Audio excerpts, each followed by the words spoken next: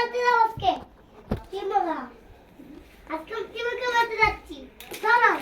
আপনিও করেন তাহলে টিমটা পানি দাবে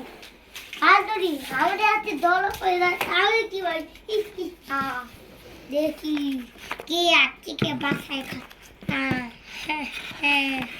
দেখি দেখি আরে আর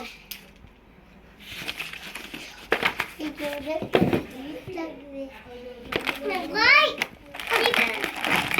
আরে বাচ্চি বাবা ঘরের ভিতর ঢুকে দাও ইয়া দড়ি দড়িতে